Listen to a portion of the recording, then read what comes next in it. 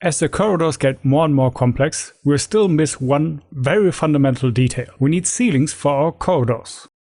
So let's head over to the corridor design network and convert the placeholder to a subnetwork. As with the floor, also the ceiling needs the information which design is active on each side. The ceiling geometry will also come in through object merges. So jump inside and create that object merge. The segment we are looking for is the ceiling middle corridor. And there it is. Now right at the start I want to bring in an asset that is 2 panels wide and 4 panels long. But that also means I need to change the segmentation of the whole ceiling. Now first we want to have the combine primitive again. So as usual, create a divide node for the remove shared edges option, and after that a facet node for the remove inline points option. Now that I have the combine primitive, I can create a for each loop that handles each corridor independently, deactivate the piece attribute, and then create another divide inside of the loop.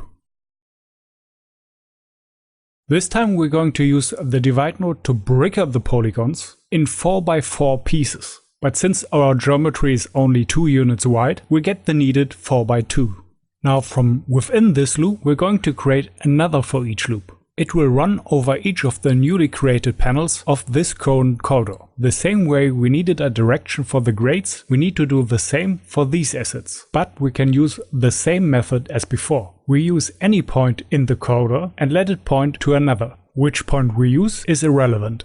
But we need to get the point in the first place. Scale the primitive down with the transform node and clean up with the fuse node. As a result of the second loop, we should get all of the center points in the corridor.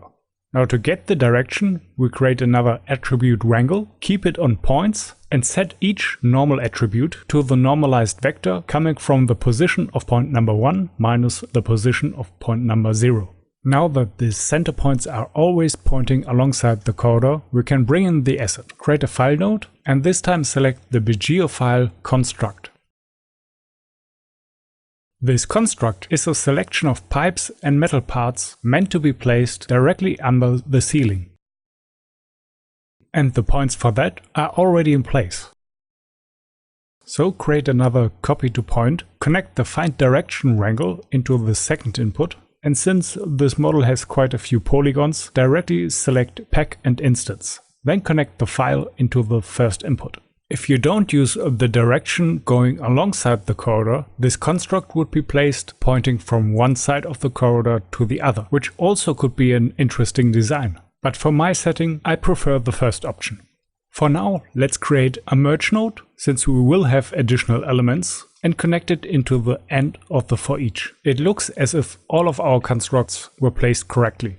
So let's head back to the start of the first for each loop. Here I want to create another path that will create another element for the corridor. I want to place some cables. The basic concept of these cables is not a new idea. There's a lot of material on how to create cables out there. But let's see if we can find a way through Vex to do it.